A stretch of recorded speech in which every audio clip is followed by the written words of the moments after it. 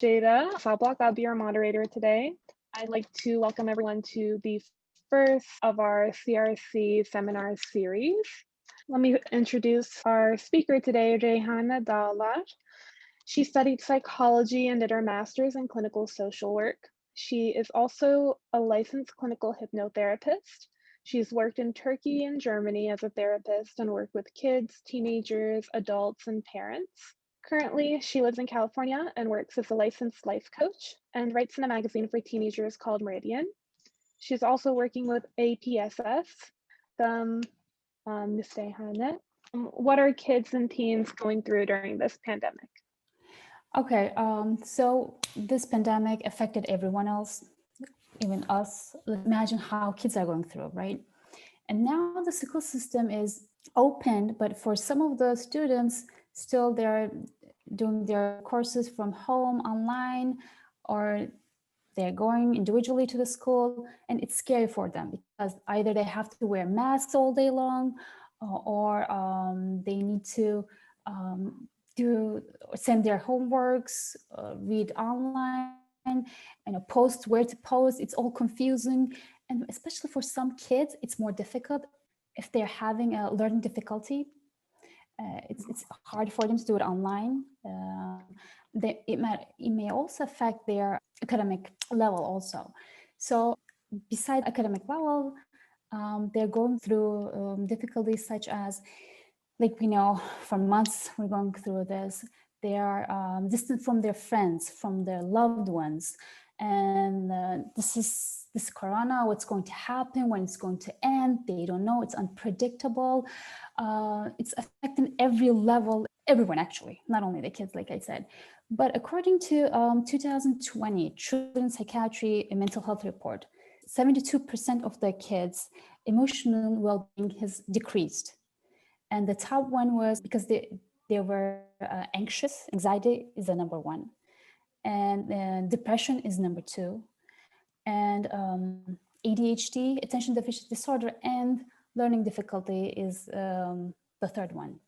I would also like to include self-harm into that, because with anxiety, you see self-harms. We start seeing self-harms more than before because they're in the house, they're limited, they cannot do the fun things they used to do before. There's not that much person to talk to, and they're always in their house with the same members. It may sound fun at the beginning, right? We're like, oh yeah, we're going to do a lot of stuff, but it didn't turn out that way. I mean, we're trying our best. That's the most important thing. But kids also need to have space for themselves, space to have connect with their friends. So that's another thing.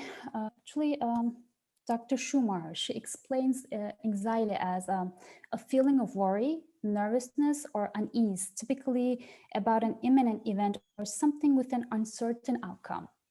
So there you go, pandemic. It's an uncertain outcome. You don't know what's going to happen to what. And for kids, it's like, how is the future going to be? What are we going to do? Are we going to be able to see our, loved ones? So there's a lot of question going on there. And another thing is, especially, I believe teenagers get affected more than the kids, anyone else, because they're in the middle of a transition. The hormones change. Another thing is, they used to be a kid, now they're turning to teenager, to adulthood. Their body changes, everything changes. They're working with themselves, with their emotions, and now other things adds on. So it's much hard for them. I hear a lot about my clients that they say, when they go to school, even if they go to school, they're like, oh, they took away all the fun stuff from the school. What are we going to do? We're not able to graduate our, not able to celebrate our graduation, no proms, no birthday parties, all the fun things is gone. So we see a lot of emotions, a lot of fears, a lot of anxiety. But this is the one way that we see with the kids. Yeah, I would say. So I guess before we delve more into the kids, can you tell us a little bit about parents and how this pandemic has been affecting parents as well? Yeah, first of all, as a parent, it affected me. My whole plan changed. I had a code made for my son because he was doing an online. I wanted to be next to him. Actually, that was my choice to be next to him. I prefer that one. I thought it's going to be best for him. But we manage a lot of stuff. Being a parent doesn't mean that we're not going to experience an anxiety. It doesn't mean that we're not going to have any fears. We do have a lot of fears, a lot of anxieties, and which is good. It's good that we should also consider not to, ban anxiety, not to say, it's worse. Don't feel anxious. Don't be scared. Those are not the way we should approach to a kid, to us especially. It's okay for us to feel anxious, because anxiety helps us protect ourselves, helps us protect our loved ones, right? We're anxious. We try to keep our children safe. We let them wear a mask, We're anxious, we want to make sure that they're eating healthy. We give them nutritious food. So anxiety is good in one level, but if it's too much, it changes our balance. So we need to manage it.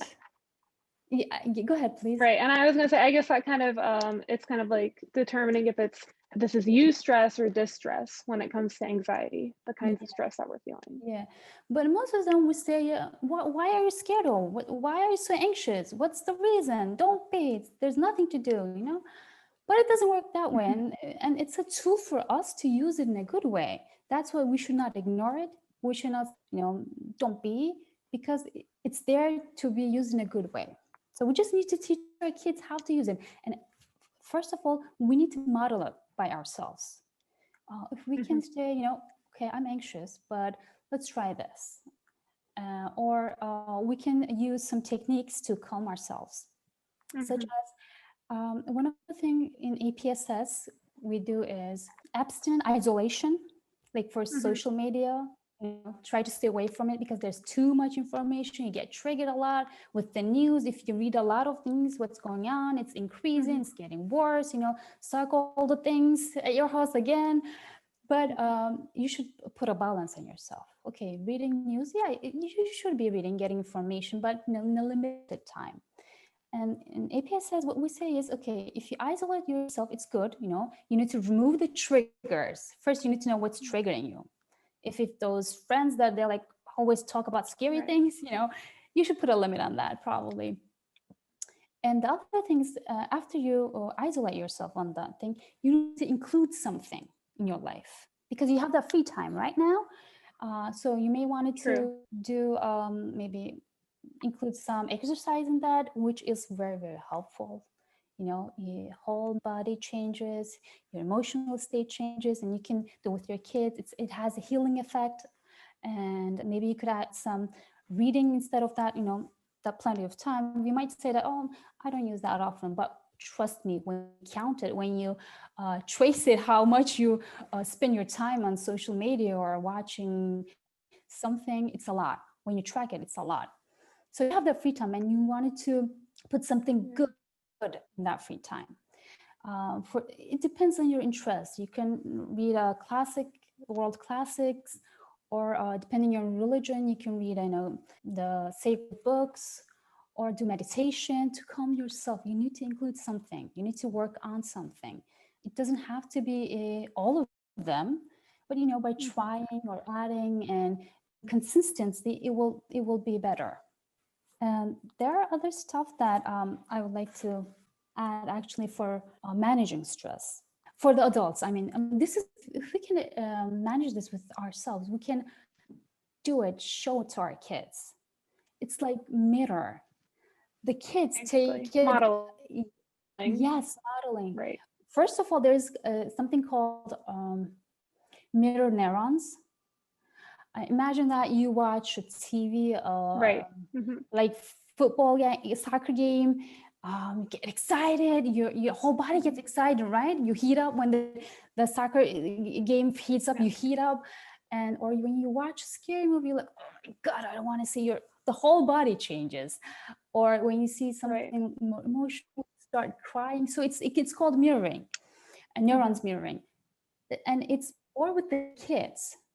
They mirror our emotion, facial expressions, even though you don't say. They get the cues somehow. They're like magician. They understand from it's how they develop empathy. Yes.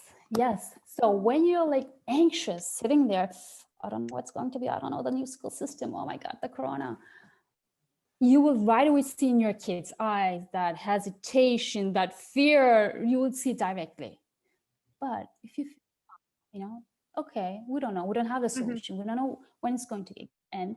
But if you manage yourself, you might need to work on that. Like I said, one of the things is like exercise or reading something, abstaining from the triggers. And also there's one study that APS has conducted actually with psychologist students, psychiatrists and psychologists, is gratitude. They done a study with people in Europe. They collected the samples, they did the surveys, Black depression survey test, I think, and an anxiety test on the people, and the gratitude. And the outcome was when the gratitude increased, people who practice more gratitude, they have lower anxiety level, lower depression level. So how do we practice more gratitude? Yeah. Well, one of the things was, it's not only like, doing your prayers, it's good, reading, thinking about being mindful, actually, being mindful about what you have. But one of the things was that came up was journaling, gratitude journaling, like writing 3 sentences each day. I think it shows how like the muscles really connect to your brain. Like you're writing the words and then like the neurons go right back up to your brain, and it causes that neuroplasticity where you're rewiring the brain of you're physically writing those things down. And that's why it makes those changes that you mentioned, like the reducing the anxiety and reducing the depression. Exactly. There is a thing called muscle memory. When you write it down, you use the muscle memory. And when you read it, you use the hearing memory. So when you read it out loud to yourself and record it. And actually in hypnotherapy, this is what we do. We record. I mean, as an instructor, I record my voice to the client, and they hear it. They have to listen to that minimum 1 month. And in this gratitude journaling, you take a note, you write it down, and you record your words, and you listen it every day. Yeah, and you create a path in your brain for being more positive, focusing on the positive. So during Corona, our intent, our thoughts should be positive. When you think about positive things, or when you see a picture, maybe you could also use this as a calming tool for your kid, showing a beautiful picture, a nature picture, it's called right now, maybe you may not be able to go outside all the time, but even those looking at pictures, visualizations, the brain starts creating paths on those positive ways. So that's also helpful. What are some other, I guess, recommendations other than the gratitude journaling? Yeah, we've mentioned gratitude journaling so far, and just like modeling behavior. So I guess what are some other things? Exercising definitely outside. I would recommend highly, if you're able to. I mean, I'm in California. We usually have sun, but there are times that you don't have sun. So if the weather is okay, it's good enough to go outside, please go outside. You get the vitamin D, you get the fresh air. It affects us. It affects decreasing the depression and anxiety. The whole body moves. Actually, one of the things that Bessel van der Kolk said for trauma is preconditions for trauma is immobility. So at house, we don't move that much often. That may cause trauma. I mean, I don't say that it will cause a trauma, but you will prevent something by moving, keeping the body moved, doing exercise. It kind of ties into it, like just being outside, how people will do like light therapy to kind of help with seasonal affective disorder and depression and things like that. Yeah, definitely. Ties into exercise, not exactly, but the being outside part, yeah. Yeah, light therapy. I said ties into exercise regarding the being outside part, not the working out, getting the blood pumping part, but just getting the sunlight.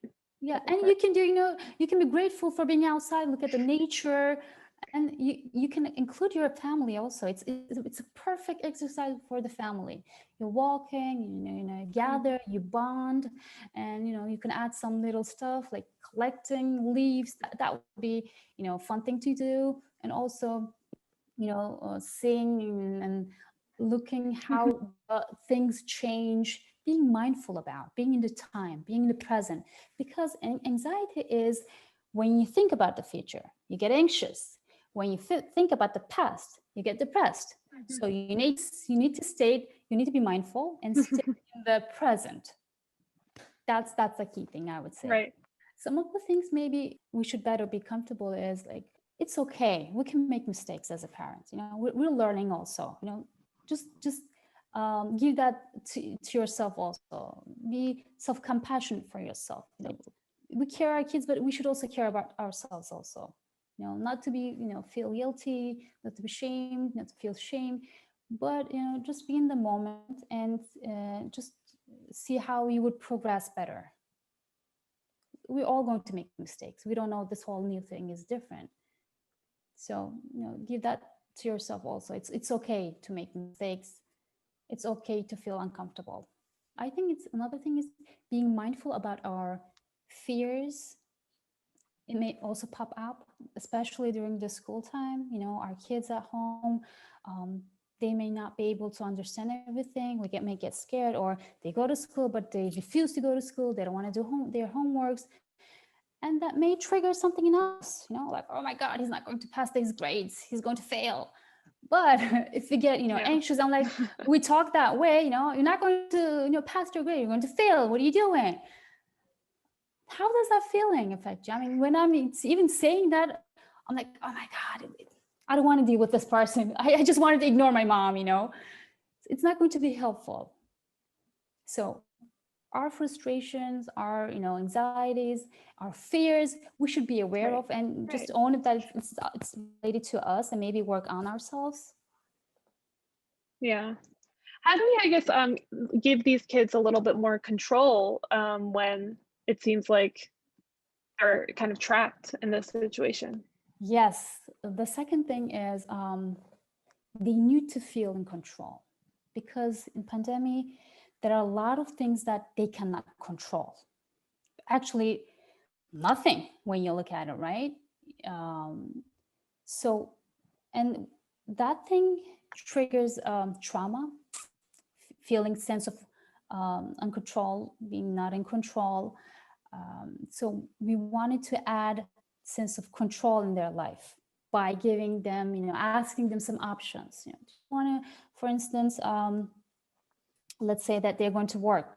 We can offer them, do you want to work in your room, or do you want to work on the kitchen table?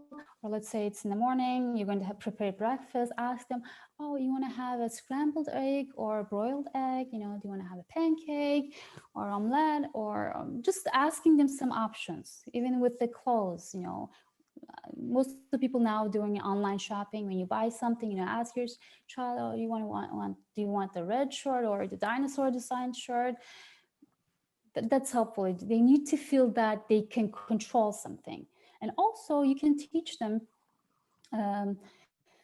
this by during the family times. I recommend that highly, because they need a consistency, because everything is unpredictable. You need to add some predictable things in your life.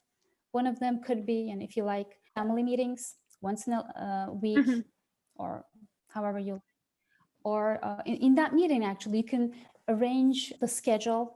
When you guys are going to wake up, when is the homework time, when is the time for the dinner or activity time, so they will have a sense of predictability. It helps a lot, and control. And during that time, you can also discuss about sleep time and technology time, because they all affect. And they see that they have control because they put input. They're like, okay, you know what, I can sleep at this time. It doesn't mean that whatever they say, you're going to do it right away. But first, you give them a space to express their feelings, express their thoughts. And, okay, yeah, maybe we can work on that. Or just say, you know what, I don't think sleeping that late will be helpful for you. Right. Yeah, we need to change that. not right away saying, oh my God, you're so terrible. How you can think about that? How you think that you can stay up till 2 a.m. or so?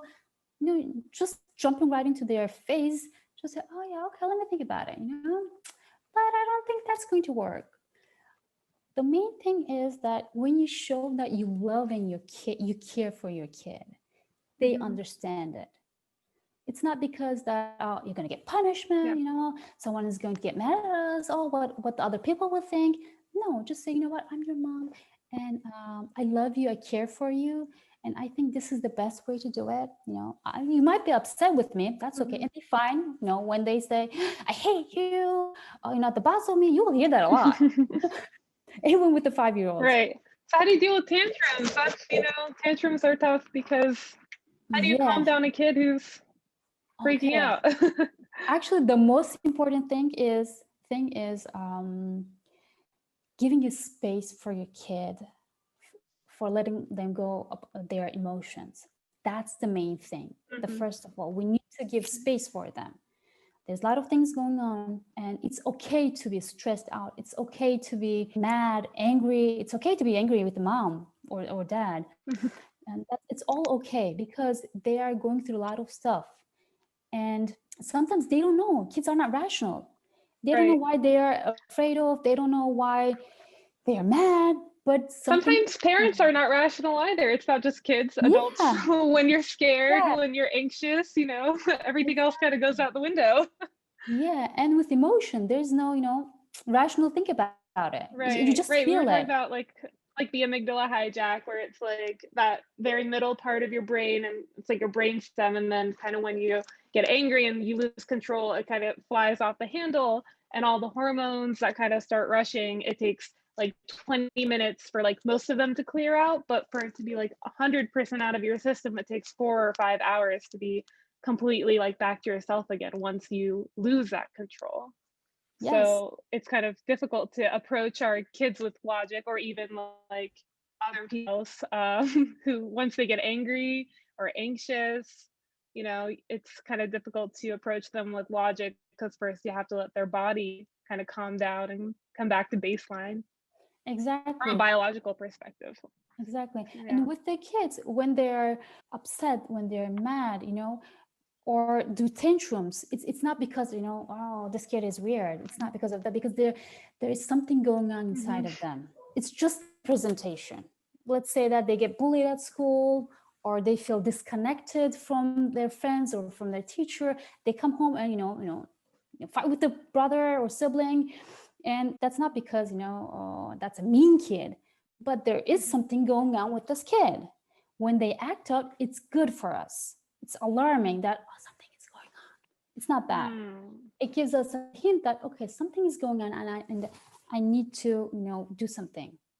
What I mean by doing something is actually, you just basically need to be next to your kid. If he or she allows you, touch. First, make the body calm by hugging or touching, and then show empathy, like, oh, you have some big emotions, it seems like you're frustrated, and then they start talking. Especially, let's say that they're doing this online work, they don't know how, because they don't understand, they just get anxious and start yelling and start saying, I'm not going to the school, I don't want to go to school, I hate this. You just step inside, instead of saying you better do it. It's not going to be helpful, because instead of saying that, oh honey, I see that you're so frustrated, you're so upset, what's going on? Let them talk. They start blah blah blah blah, talking. What you actually need to do is helping your kid to release their emotion. They need someone to contain their emotion. So you're going to be just there and allow and give a space for your kid to release all their emotions. And don't give any recommendations at the beginning. Please do not give any recommendations. They know better than you. At the end, you will give some recommendations, but at the beginning, they just want to be heard at that point. Yes, like you said, it's the emotion. The body is anxious. No matter what you say, the brain's not going to, function, because now the emotions are functioning, the heart is functioning. So you just need to, with your calmness, you make them calm, you reduce their anxiety, their stress, they start talking. And, you don't have to make any sentences. It could be said, oh yeah, oh, I see, just those little words. They start continuing talking. And usually what I see with my clients, after, they let go of their emotions, they release all their emotions, they're like, you know what, Miss Reyhane, I don't care. After they say it, they find a solution. They're like, oh, it's not a big deal. You know what? It's not a big deal. Next time I will do better in my exam. So I'm like, okay. And next week when I see them again, I check up with them, right? I'm like, how was that thing with your teachers? Like, what? I don't remember anything. I'm like, okay. If you don't remember, that works fine for me. It works fine. So especially if they're younger, by talking, they heal themselves just by talking. And the first step is allowing them to express their emotion. And the second is asking them, I'm here for you. What can I do for you? What would you like me to do? I'll offer your help. And then maybe ask them, we want them to think for themselves also. We want to prepare them for adulthood. So like, I wonder what you can do with the situation. Let them think, let them come up with ideas, solutions, and you can offer, and then you can offer something. Yeah, it's kind of like motivational interviewing, it sounds like. Yeah, because all the answers, usually it's inside of them. When they talk, when they come down, and then they see the whole picture, and then they see what they can do. Let me tell you something. With the psychotherapy treatments, the 72% of recovery is with the bond with the therapist and client. And only 25% is the technique. What I mean by this is, as a family, as a parent, our role is bonding. 75% is bonding, connection, and the rest is, using maybe techniques, doing the self-calming techniques like breathing, meditation. But the most important part is bonding. And how we can bond is with the kids and teenagers. It's with play, especially with kids, it's through play. Their language is play. We bond while we play. Play is not something unnecessary. It is the most important thing.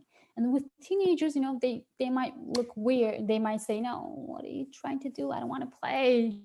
But you can arrange something with them to bond. There's a lot of stuff. And that's kind of giving them back that control and giving them back that power again, too, because it's their idea. They have chosen what they want to do with you. So it kind of gives them back some power and control. I would definitely recommend every day, please, because it's an investment. You don't lose time. It's not a waste of time, but try to spend time with one of your child. You might have more than one child, but spend with one of your child 15 minutes, or if you have time more than that, please. And one-on-one time. If you're a mommy and Jaden has a time. Let the kid know when you guys are going to have that time. You can plan it before. So they will get that attention. They will get that emotional need from you. But it has to be one-on-one with one kid, one parent, not with your spouse, not with the other kids. So the kid will not share your attention with the other siblings or the daddy, and no technology. So the kid doesn't have to compete with the technology also, just one-on-one time. And the other thing is your child has to pick whatever they wanted to do with you. Let's say they wanted to play with Legos. You'll just sit and play with the Legos. Don't create a game for them. They need to come up with something. It may not be a game. They might say, oh, let's go to a walk. Let's play soccer, or just have a coffee. Well, not a kid will say that, but the teenager would usually, they ask to have, they love it. Not only teenagers, let me tell you. My little sister is 11 and she wants to get Okay. My little sister's 11 and sometimes she wants to go get coffee. So okay, yeah, right. Maybe hot chocolate for them. But let me tell you, I'm an adult. Yeah. It went good for us to spend one-on-one time with our parents. not only for kids, you know, you Mhm. bond with that, and they, especially for kids, they calm themselves with the bond, with the family bond. They calm. So you're Mhm. preparing actually it's like a whole system. It's not like one thing. And let me get back to Mhm. the game or the activity that they choose is important because it's based on what they need. Mhm. So you don't like create something and offer them, but Yeah. they should be. Yeah, I know there are games that parents do not like to play. There are games that I don't actually want it. I'm not in love with that. But you know, when my son comes, you know, oh, mommy, let's do it. I'm like, okay, because one thing is with the games, they actually heal themselves, especially if there are certain games that they Yeah. play. Therapeutic. Yeah, if they're playing continually, maybe they are solving their conflicts with that play, or they're creating or boosting their self-esteem with that play. So it helps a lot. And according to the studies, when kids play more compared to other kids, Mhm. they are good with social skills. They develop less mental illnesses in the future. They become more likely to addicts, drug addicts in the future, Mhm. and they do better with academic in schools actually. Yeah, so Wow. it's a win-win, a lot. Yeah, play is all they should be doing. It sounds like play is the cure all for everything. Yeah, play, and it's like not changing the kid. Actually, it's changing us, the way we approach, the way we Mhm. see, the feelings that we have. I know it's not easy, but it's basically that way. Maybe we can touch a little bit more on consistency and how that's important. I know we talked a little bit about consistency, but Yeah, because like I said, there's lots of unpredictable things in life. It's good for them to see predictable things. You need to add as much as you can for predictabilities in your life. And it's good for kids to see on a chart, actually add their mm, schedule, maybe what time they, you know, do their schoolwork, what they, if they go to school, you can add that. Or if they have an exam beforehand, you will just write it there, you know, they will see consistently. And also if they will have an activities in that during that week and fun stuff also add it on that calendar. You can do a weekly calendar in your family time, maybe. If mhm, it's good, they will see, when they see it, they know what they're expecting. And please try to be consistent. mhm, Maybe you need to change sometimes, but you know, beforehand you can tell your, you know, child that it's going to be a little change there. But like, you don't change your major events, right? Like the seminars, or if you go to work, you don't change that. Try not to change it, because like I said, you're investing on your kid. You're making, by your consistency, you're telling them that it's safe, you know. You give that idea for them, you know, it's safe. We know what to expect, you know what's going to happen. So even though we're in this corona time, this pandemic time, we're taking our cautions and we're doing our regular life, you know, just mhm. adding, you know, Yeah. exercises.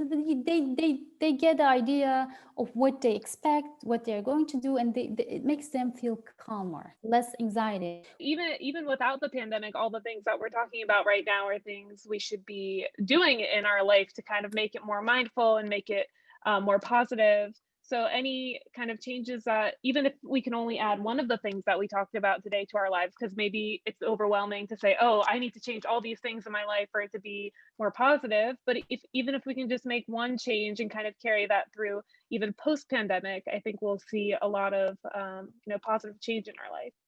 When the bonds are more stronger, the kids become more resilient. Definitely. So it's important. Mhm. All through life, not just during a pandemic. Yeah, no. But the thing is, during pandemic, kids and adults actually were triggered more than usual. Maybe Mhm. when Of kids course. were not, maybe kids were not scared of going outside before, or you know, socializing. It was not scary for them. Now they become more vulnerable, and that's why we Yeah. should be, you know, I'm just observing. thinking like, yeah, I think if we can use the pandemic as a time to kind of come out stronger and more resilient. And I mean, there's kind of two ways you can approach something as scary as a pandemic. You can either kind of add these things to your toolbox and come out a stronger, like more well-developed person, or you can let it break you down. Yeah. Yeah, actually, you have a control on that, right? You have two options. You can pick whatever you wanted to. You can pick, it's going worse Mhm. and feel bad about the whole thing, or you know what, I'm going to get stronger on this and work Yeah. on your strengths. Yeah. So there you go.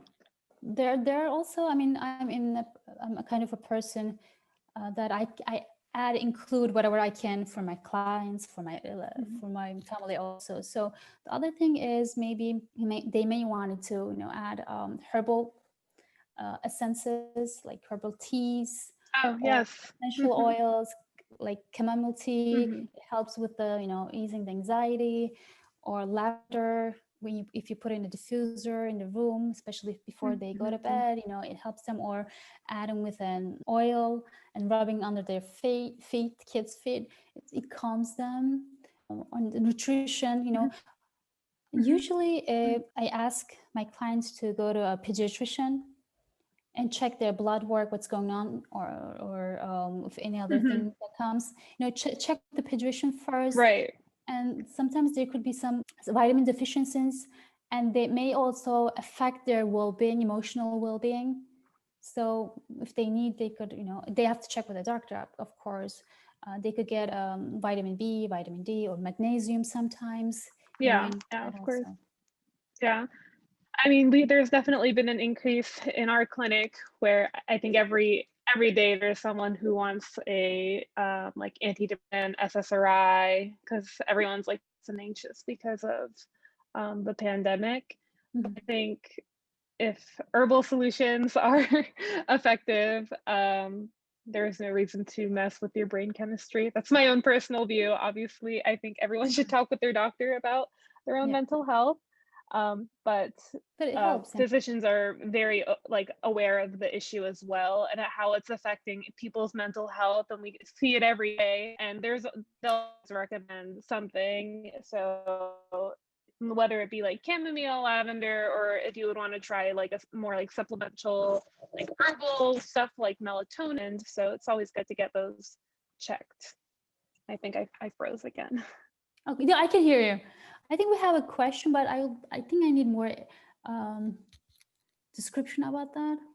Can you expand on that? Yeah, I can expand on a little bit. I'm just wondering, like, there's a lot of conflicting reviews on how homeschooling can basically impact children's development, maybe like their social skills, their academic skills. So currently it's almost mandatory, so a lot of people are forced to do it. But, well, yeah, I'm just wondering if you think that it's harming them or benefiting them, in what ways? I can answer this by give an example. I think before the pandemic, also homeschooling, people do that, practice that with their kids. And according to studies, kids who do homeschooling are doing better academically and emotionally. But there are things that you need to be aware of. So maybe during this pandemic, we can apply them, which is allowing kids to have connection with their friends, socializing. We need to put them, of course, with the safety, we wear the masks and stay apart, but they need to get socialized. It's important. So we need to plan for that for our kids. Maybe not with the whole group, but with some families that they're also taking care of everything, just maybe in a park or nature walks. We need to manage that for our kids. We need to prepare that for our kids. They need to be connected. That's the one thing. And the other thing is, yes, we cannot go to museums or the closed areas, but there are things that we can do. And the other one is keeping them moving, doing exercise outside. It doesn't have to be like always walking, playing volleyball, soccer, jumping jacks at the home, or there are lots of kids videos that they can do exercise at home, or as a family can do it all together. They need to be moving. So if they're not mobile, if they don't work their muscles, it's going to affect them, yes, in a negative way.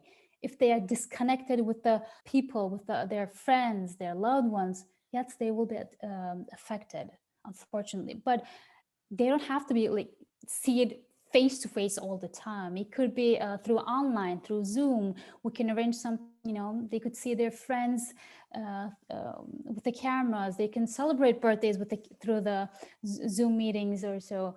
That's important. Connection and keeping the body mood and having the sense of control. Like I said, they have to do their homework, right? You ask them, okay, which one you wanted to start with? Which one you wanted to work on with? That's important. If they feel that they have no control over anything, they cannot do whatever they wish for, they feel they're stuck with this thing for the life. That's how the kids' brain works. They're not rational. They exaggerate. They think the worst case scenarios. So we just wanted to help them. It's not like that. We don't know for now, yes, but there are things that you have control over. We need to, make them feel that way also. So giving options is so important, and adding consistency in their life. So some predictability, like if they used to go to taekwondo classes, most of the people's activities are now online. They switched it to online. They do it online. They continue their classes online, or they were playing music. Now it's online. They can learn their guitars online, or piano lessons online even. So you just need to do an adjustment, not like everything has changed. Yeah, there are a lot of things changed, but there are a lot of things that still we can continue on. Just give that idea to them, that feeling. It's important. Thank you very much. You're welcome. So before we wrap up, I just wanted to talk about the next events we have coming up for Chestnut Retreat Center. So on November 22nd, we're going to have the Interfaith Thanksgiving Gathering at 7 p.m. It's on a Sunday. And then on December 5th, we'll have a book talk with Dr. Craig Considine from Rice University about the book Humanity of Muhammad. So the goals for Chestnut Retreat Center are to have these CRC educational seminars, the book talks, and the interfaith gatherings at different periods. So if you follow us on social media, you can get all the information and all the updates about that. So Ms. Reyhane, did you have anything else to add before we signed off? I think that's the main thing. Bonding is the most important thing, not only for our kids, but for adults also. For us. Yeah, for us. So we might need some time for ourselves to connect with our family members, friends. We should actually arrange that. Either it's through online, or considering the safety issues, meeting outside. Maybe we need that. We need to connect. We need to connect. That's the most important thing. That's all. I think we said everything done. And thank you for having me as a guest.